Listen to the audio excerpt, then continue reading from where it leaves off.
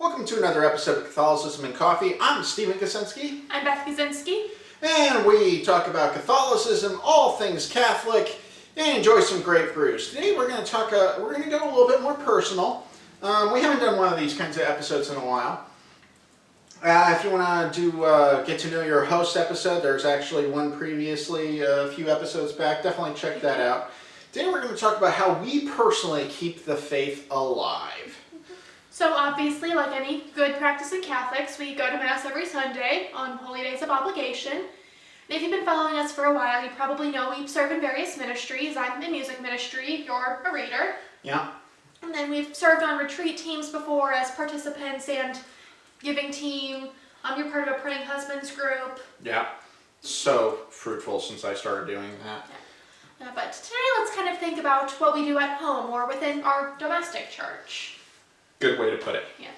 So I know for us, we do make it a point to pray together every day. Yep. We usually do it at night because we're settling down. It's a great way to get yourself relaxed before you hit the sack.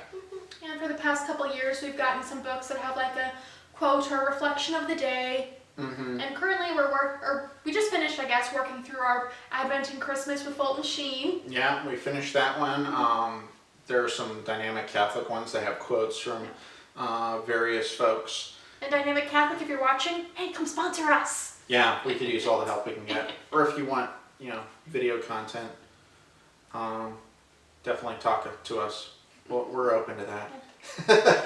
In the meantime, we also do novenas if we come across one that really strikes our fancy. Yeah, so we probably do a novena together like once a month on average. Sometimes more, sometimes fewer, just depends. Yeah, it depends upon what's coming up. And that was a practice we actually started while we were still dating, so we've been doing that for a while now. Yeah, a few years.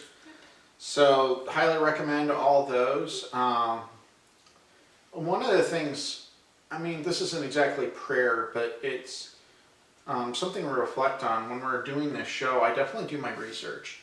I study catechism, I study the scriptures just to make sure I know what I'm talking about. And I read various documents from the popes and church and doctors of the church and all that. So, and writings of the saints or people who were really influential in Catholicism.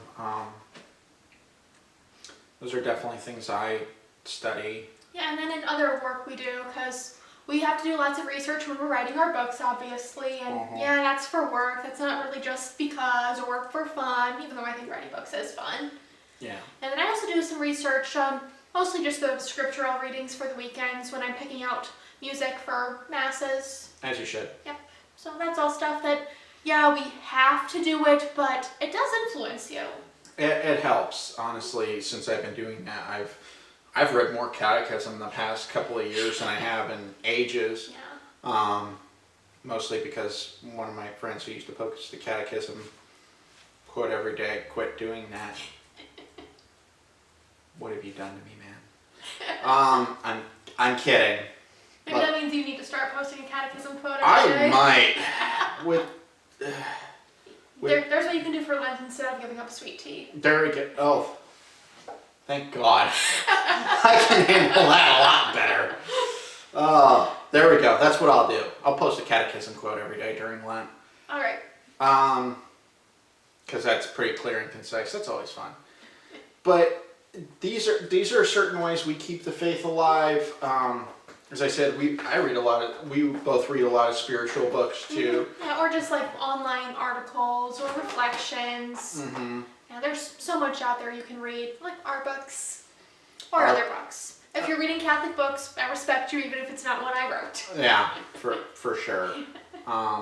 We actually have a huge bookshelf of Catholic books. It's pretty. It's gonna get bigger. Also, one of the things that one of the books I use. There's like reflections from the scriptures that they'll go into the scripture for the day and really delve deep into it with some reflections and such. And another great thing to do, and I've done this with a few organizations, is sign up for their email list. They'll send out stuff every day, every week, seasonally, occasionally, but it's great to just have that at your fingertips. Yeah. If you're like me, you probably check your email every day, multiple times a day. So why not have something good in there that makes you smile instead of, oh, these people are bothering me about this thing again. Yeah, they'll send you like reflections and such, which are really good. You can even sign up for the daily readings through USCCB. Always good to have. We have a couple of prayer apps on our respective phones that are really helpful. None of them sponsor us, so I'm not going to plug too many of them. Yet. If you do, I'll plug you. I'll give you some of the best plugging you can get. So definitely a lot of that stuff. We definitely, spiritual reading, praying regularly. We go to adoration semi-regularly, partake of the sacraments regularly. Yes. Not just Mass and the Eucharist, which is great, but we try to partake of confession on a regular basis. Like a minimum of once a month. Yeah, so definitely look into that. Spiritual direction is also really good. We both have spiritual directors who are excellent. You can find, I'm sure there's registries of them in the area. And just reach out to clergy or to people you know. I'm sure they could give you a recommendation. Yeah, that's what I did. And that led to the craziness that I deal with now. And that's okay. Anything else we're missing? Well, something kind of weird and random I do is I have a religious quote as the lock screen of my phone. So every time I pick it up and open that little thing, I'm reminded of something just very spiritual, fruitful. It's a quote by Mother Angelica, in case you're curious. Yeah, can't go wrong with her. She knew her stuff. God bless her. I can't think of anything else random like that. And I also like to follow a lot of Catholic speakers, groups, organizations on social media for a variety of reasons. One, it breaks up some of the headaches that you can see on social media because the news can just be so... I don't like the news very much. Yeah, I know. But it's like, ooh, something fun and uplifting and Catholic. I like this. And also it kind of just, I don't want to say tricks you into praying, but you're just, if you're reading stuff that is a prayer, if you're reading a prayer just because you're scrolling through social media without realizing it, guess what? You're still praying. Yeah, and also a lot of them are very good teachers and apologists for the faith, which they inspire us regularly. Yeah. A couple of them. Why don't you come on the show? Come on now. I'm just teasing, mostly.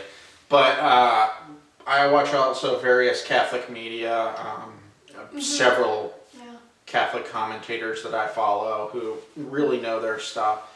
And they're priests, laymen, laywomen, sisters, brothers, various folks who really know their stuff, and it's really good to really break down. They breaks down stuff really well and they bring out some good points, ask the right questions, which is always nice. Now, they're not perfect because they're human beings, but they love the faith, and you can tell that they really want what's best for the church and all that stuff. So that's always helpful. Yeah, and there's several podcasts I try to keep up with too. Most of them drop a new one every week, like we do. Yeah. And there's some I miss, or some I'm just like, I don't think this really applies to me at this point in my life. Sometimes I listen anyway, and I'm surprised, which Holy Spirit knows what I need better than I do, or one will just pop up and I'll be like, I guess I'll go ahead and listen to it. And I'm like, oh, I'm really glad I listened to that. Oh yeah, me too. But it's really great to hear stuff, and there's practical advice out there too. It's not just all, here, I'm going to teach you about the catechism, even though I love learning about the catechism. Oh but yeah, me too. Keeping the faith alive in your day-to-day tasks is always important, because everything you do can be a prayer. Absolutely, and sometimes they're just asking for prayers too.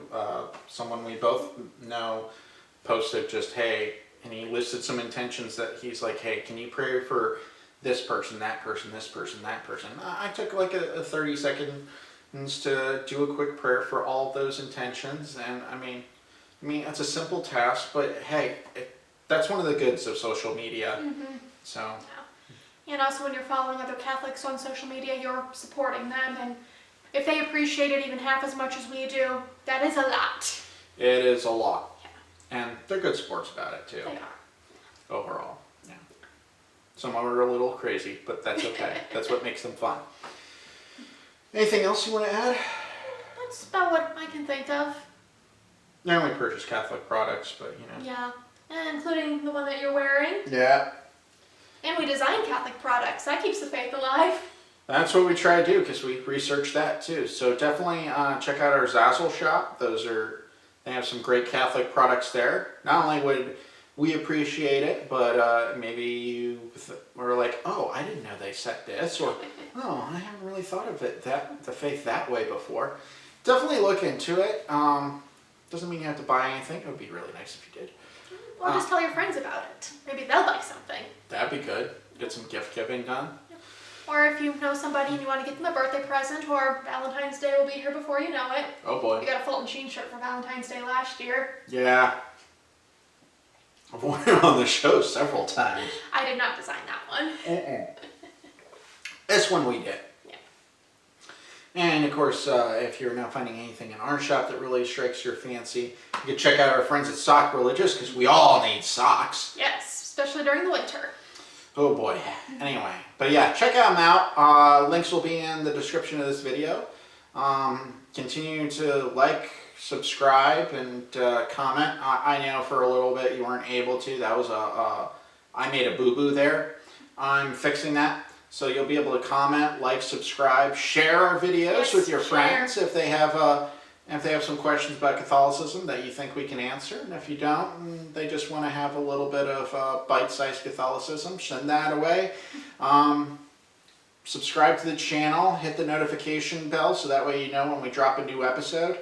And check out our Facebook page. We're at over 200 likes. Yeah, thank you. Yes, thank you. It's always so humbling to see that we're getting such support. And, and as I said, continue watching our videos.